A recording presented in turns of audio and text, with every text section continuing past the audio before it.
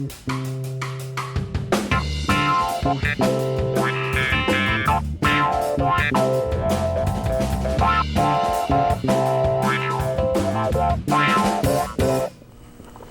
good evening. Welcome to Talking With. I'm your host, Yale Cohn. This evening's guest is a very dear friend of mine, very talented artist, cartoonist, graphic novelist extraordinaire. You may know him from the fantastic illustrated history of the English theater that he did a few months back. He's also done a number of Clench and Cheese graphic novels and a whole lot of other projects, including some stuff right here in Little Village Magazine. It's a great pleasure to welcome to the show this evening, Josh Carroll. Josh, thank you for joining us. First question before we get in, I want to ask you, how is my shirt? We have these HD cameras now, and with this dry winter weather, the last time we shot in studio, it was a constellation of beard dander on my shirt. Am I looking okay? It was a constellation of beard dander when I walked in, but actually now it's strangely cleaned it up. I did. Yeah, we have people for that.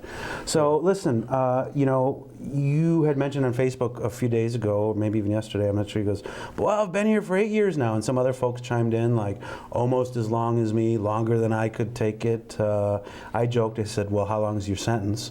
You right. know. So you've been in Iowa City for 8 years. Where are you from, and what brought you here?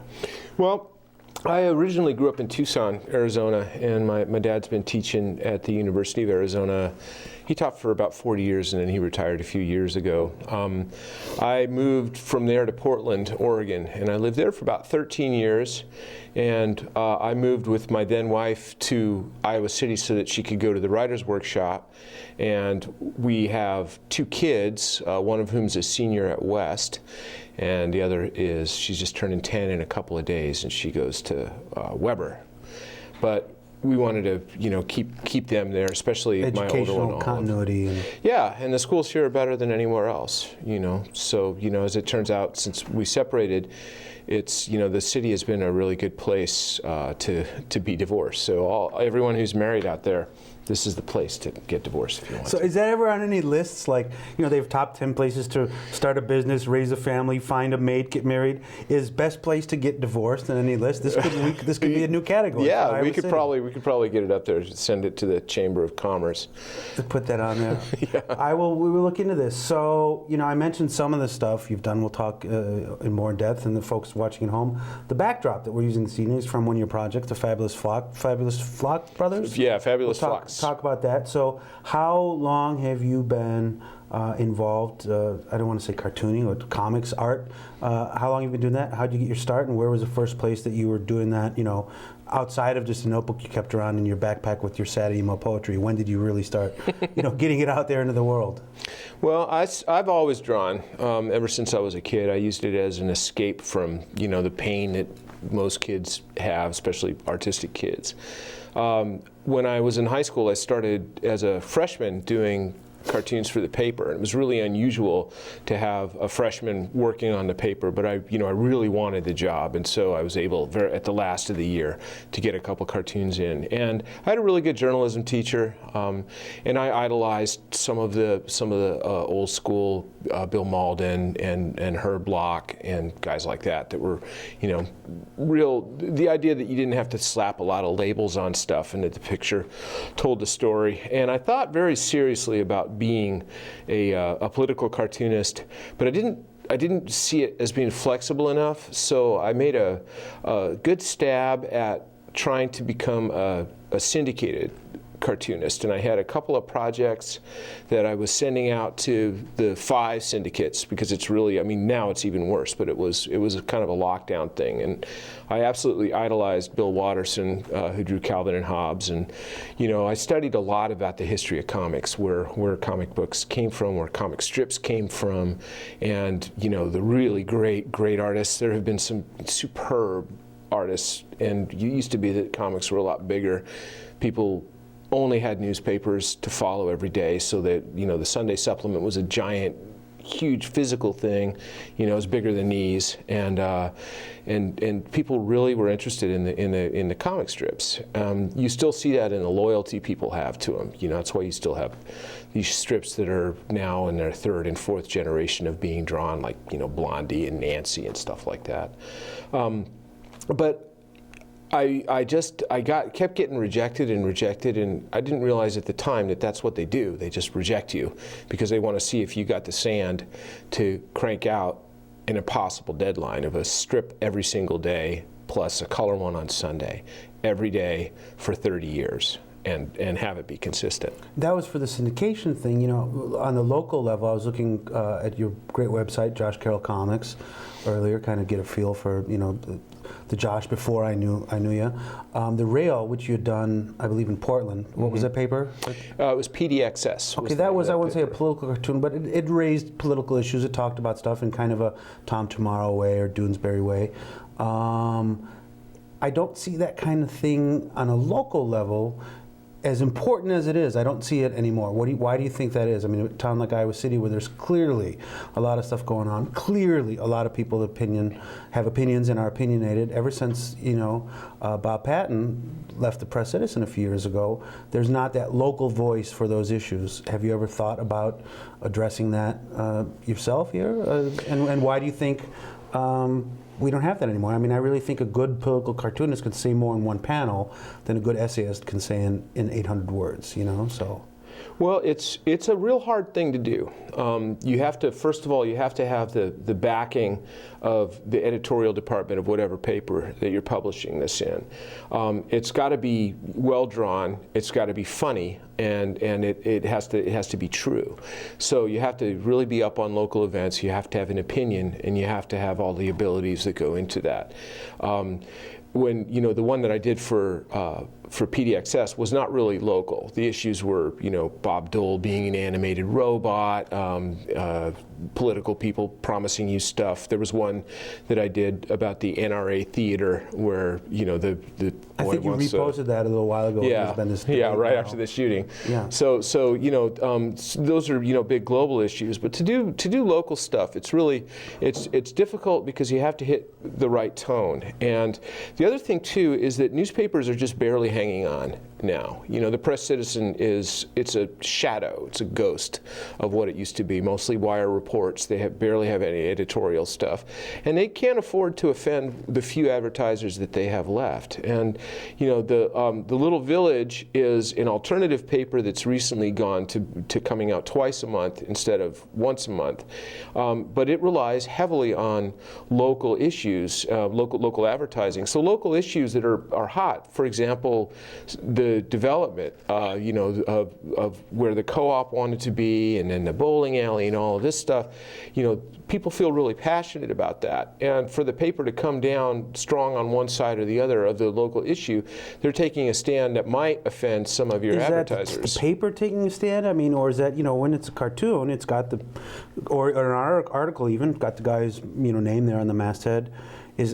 Are you suggesting that people can't differentiate? Well, this is his opinion, but this magazine gave them the outlet for it, so we're not going to advertise with them. We're not going to let them stack our magazine. I mean, is that a function of people being hypersensitive in Iowa City, or is that just the nature of the beast itself? It may be the nature of the beast itself. You know, it's anytime you're publishing from a defensive posture with that, and you know, the Little Village, Matt has done a really outstanding job of trying to bring the paper, you know, up in quality, to have it be published more regularly, to have, you know, new features, new contributors, and it's, you know, it's really difficult in our post-literate society, you know, and papers, they don't have a shelf life, so it's I agree with you that it does need to happen, and I have thought about doing it. I just, you know, I've talked to Matt about it for about 3 years about doing a strip kind of like Rail, and I've actually done a couple of them. Locally focused? Yeah, locally focused.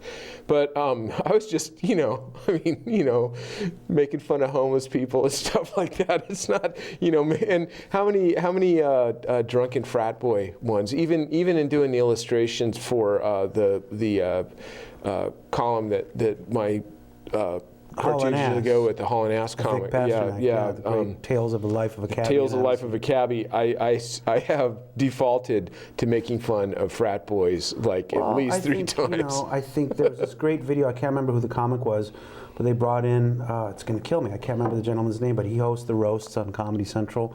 They brought him in. It was literally like a support group for like hypersensitive people.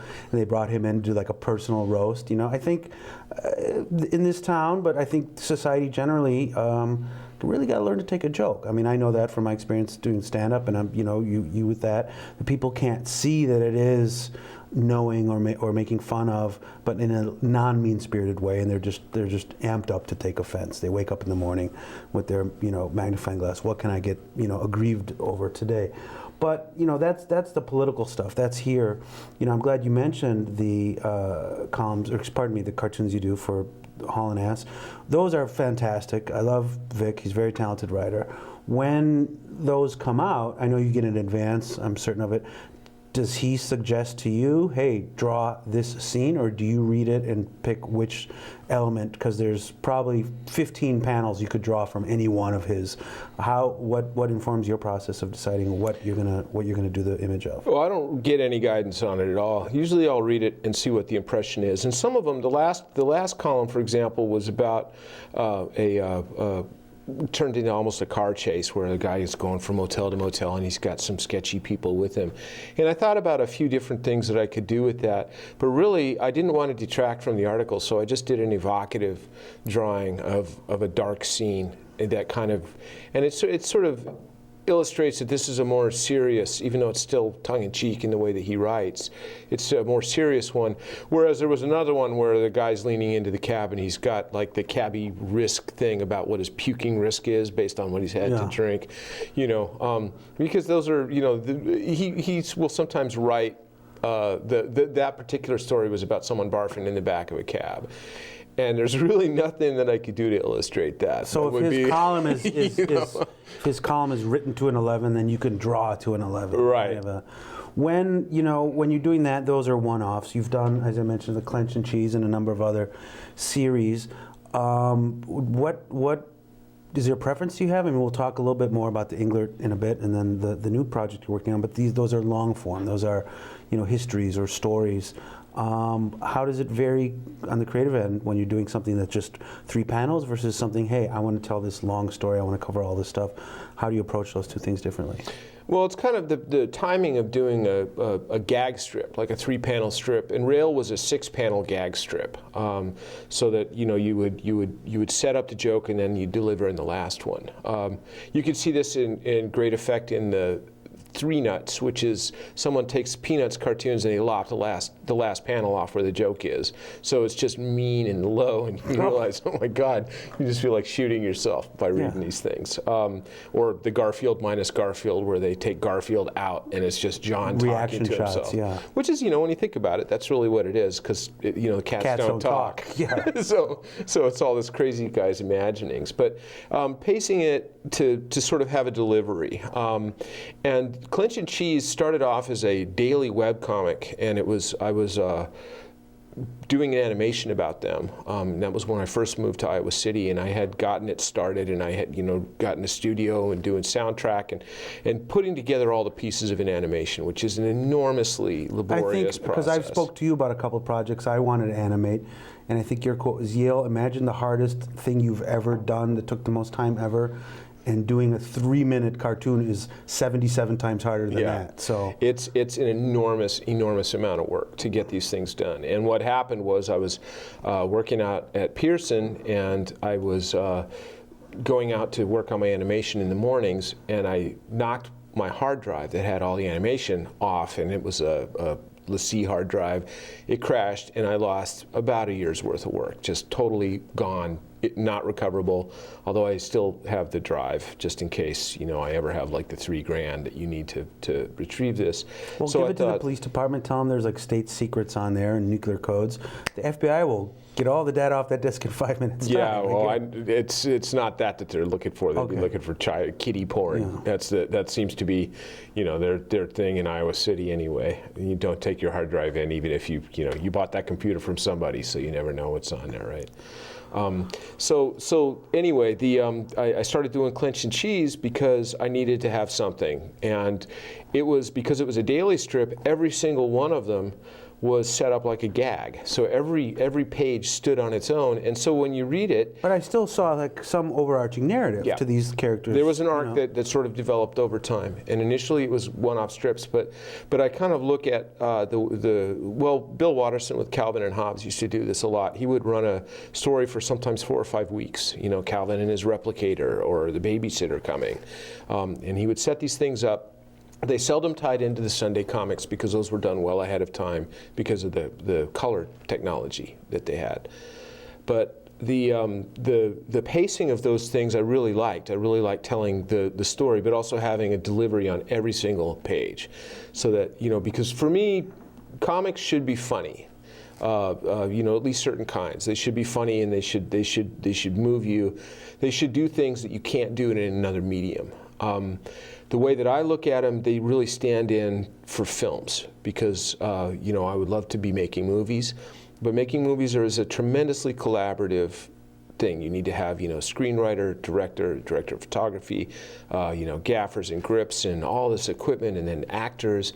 And because of that, a truly great film can be superb, particularly because you actually have 3 shots at it. You have when it's written, you have when it's directed, and then you have when it's cut. And all 3 of those things are each one's a rebirth. So between all of those sort of things, with a comic, really just get one shot, but it does allow a more cinematic, and like film, it's exterior. You don't really see a lot of the internal dialogue with people. Well, I even before I became a fan of your art and we became friends, I knew of you as a drummer. I've seen you, it used to be in Liberty Leg, and you play with Ed Gray and some other very talented folks in town. And I was thinking about it, both drumming and creating of art, they're both creative, but they're also very technical with a lot of like rules that kind of apply. And you can work within those rules, but you kind of have to abide by them. Which were you doing first, the art or the drumming, and has the discipline from one transferred over to the other, or have you really separated those in your creative life? That's an interesting question. It's funny because I don't really see. I guess there is an inherent discipline in all of them. The thing with being a drummer is that the primary role as an instrumentalist is to be an accompanist, and to disappear as much as possible and make whomever I'm playing with sound as good as I can make them sound, which is really, it's wonderful playing with musicians as talented as Ed Gray, Pete Becker, and Randall Davis, because that band is it's a phenomenal band with a lot of dynamic interplay. And we played at Gabe's last Thursday, and they had 2 huge bands that were down from Madison, and so the whole stage and all of the board was taken. So we had to set up in front of the stage, and we had 1 mic for Ed, and then nothing else was mic'd. So it was almost like a rehearsal, but the intimacy and the dynamic quality of it was really neat, and we got to do a lot of really, really cool stuff. But I didn't, that as far as like getting a technique, you have to have, it's almost akin to dance or something, where you have to do it a certain amount every day. With the drawing and so forth, it's that to me is a way more transformative experience, and for a number of years it was really emotionally painful for me to sit down and do comics, because all this stuff, I did a bunch of autobiographical ones that were really wrenching, and it wasn't so much that I had a distaste for it, it was more that I was just terrified. So when I draw, it opens up a whole part of me that I just don't really have access to the rest of the time. When you were doing those really hyper-personal stuff, once you got it out, did that terror mitigate at all? Somewhat. Was it a release, a catharsis? In some ways, it was, yeah. And sometimes it was more of like almost a declaration.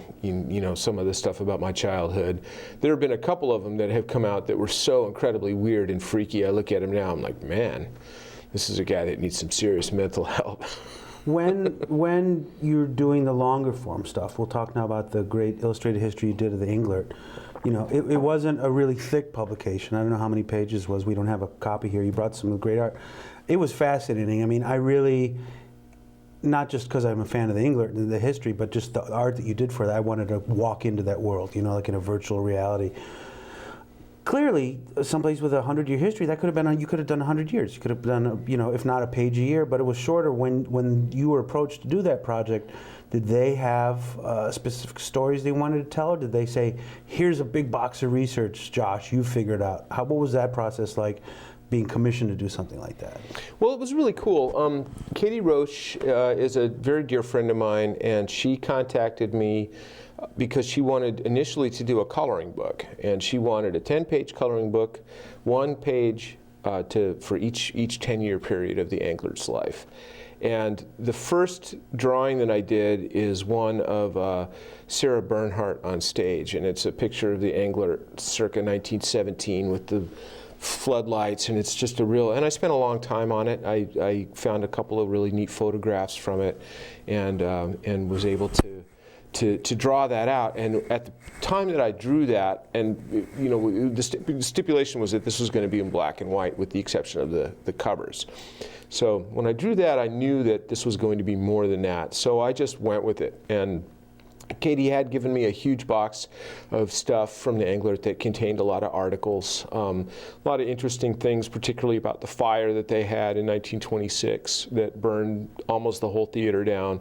Just the front and back walls and part of the roof were left. But it was, there were a lot of little anecdotal things that were pretty interesting. And I found actually that it was harder to find drawings, to do drawings based on what the theater looked like in, like this is, let's see if I can hold this up level. This is from the 60s. So I found a picture of the corner lobby and then drew that. So this was, I was able to find that, and then there were some of them were based on photographic reference. This was from a photo that was in the box, and it's the Angler, right around the time of when it was starting to go through its decline. But it was a fun project, and it really I would get one of these things done, and I would write and draw it at the same time, and then I'd send it to Katie. And Katie and Andre Perry would look at it, and they would correct for factual and grammatical errors, which, when I was drawing, I would just be like, here you go, and I never have a problem correcting stuff. And now you're working on a long-form project, as I mentioned at the beginning of the show, with Fabulous Flock Brothers, history of some brothers that were they the originators of NASCAR, or it's like some of the first. What's the story there, and how did that become something that you were interested in? Well, I've never really cared about NASCAR at all. And I remember I was reading something or other, looking at old cars or gangsters, and I came across a story of these 3 brothers in Georgia who grew up being bootleggers, running whiskey, and they became early drivers in NASCAR because the rivalries that these drivers had back and forth in the way that they would hop their cars up. They were all driving more or less the same car. They would drive Ford Coupes for the most part, although in the one I'm doing, I have them driving a Ford truck. But they would, they'd soup them up and they'd race each other, and then on the weekends they would go to these dirt tracks that were carved out. All you needed was a bulldozer and a field, and they would carve out these things, and they would race each other, and the racing was very dangerous. These 3 brothers, their personalities really captivated me. You had an older, more serious one who was also somewhat violent and had gotten in trouble with the law for carrying guns. He was prone to more illegal activities. The middle one was really flamboyant, wore a pencil mustache, looked like Clark Gable. Women just loved him, and later he would race in like Bermuda shorts and a sombrero. Then there was the youngest brother who they really discouraged getting into it, kind of like that Robert Mitchum movie Thunder Road, where he doesn't want his younger brother to follow him because it's so dangerous. And the younger brother winds up sort of filling in when his older brother, the middle guy, is injured really badly right before World War II in a crash, and he becomes really, really flamboyant and is still he's got the best race record of NASCAR, most won even now. So that was Tim Flock. He raced with a monkey. There's all these great things, and I looked at this. I'm like, God, no one has ever told this story. So I thought, this would be a great screenplay, and I started kind of writing it down as a screenplay, and then I realized, I was talking to my friend Rachel Williams, who teaches comics as narrative at the university here. And as I was talking to her about it, I was like, that would be a really good comic. And so I just started sending her stuff that I drew, and she was really encouraging. And so, even now, when I finish a panel, I still send it to her to take a look at it. She usually has some really nice things to say, and it's encouraging. Well, you mentioned how you got into it. You were looking up cars and gangsters, and I was even going to say, here you're dressed pretty reasonably. You look like you could be like a high school English teacher, but folks who see you around the town, you either look like you're an extra in the Wild Bunch, or at least the guy who delivered the sandwiches to the set that day. So in your haberdasheric sense, if that's a word, I just created it. But also in the stuff that you draw a lot of stuff that's vintage era, 20s, 30s, 40s. Clench and Cheese was set in 70s New York. Why is that? Why is drawing stuff set in olden times, different times, more interesting, more engaging, more fun to do than stuff set contemporary? Because I hate the world and everyone in it. No, pretty much. I love. It's fun to draw old stuff. I love drawing old cars. And one of the cool things is I'm able to, in the flocks, I'm able. I have one of the guys racing a Graham supercharger. I'd never even heard of that car, and now I know all about it. I know how fast it could go, and I know what it looks like. I've drawn it a bunch of times. It's just the things just were designed to look better, and clothes were better, and it was a different era. I was raised largely by my grandmother. I spent as much time with her as I could. She was born in 1901 and lived in the house that she was born in, and it was full of all kinds of historical stuff. And you would open up a desk drawer, and there would be a scarf, and then underneath there'd be like a little pistol, and then there'd be a newspaper from when Kennedy was shot, and then the one below that is when Roosevelt died, and it was just like that. Eyeglasses, straight razors, dice, pictures of my grandfather in a World War I uniform. Physical history. Real history. We're getting close to the end of the show, but there's two things I want to bring up. You said, kind of as a joke, I hate the world, everyone in it. You've been very forthright and honest. You've been sober for 2 years now. Congratulations. How has that changed your creative process insofar as production schedule, what you decide to draw or create about, how you go about it, what you want to say? How's that changed for you? Well, it's I need a lot less rest now that I'm not hungover all the time or drunk all of the time. I had no idea how much time that was taken up of my life, and a lot of the things that I was really afraid to look at, I now can look at. There's a really great sobriety community here in Iowa City. Great place to get divorced and to get sober. Yeah, so, exactly. So if you're a drunk, unhappy married person, come to Iowa City.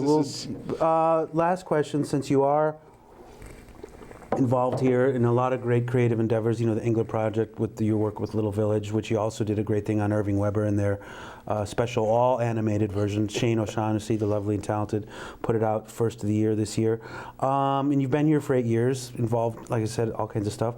What's great? What's working in Iowa City? What's not? What do we need to see more of? What do we need to see less of? Last question. Well, there's a lot of really good stuff here. There's a lot of excellent, restaurants. The art scene is really good. I would like to see the local music scene get better still. Because now we've got Mission Creek and everything seems to rotate around Mission Creek, but a lot of times other gigs aren't really well attended.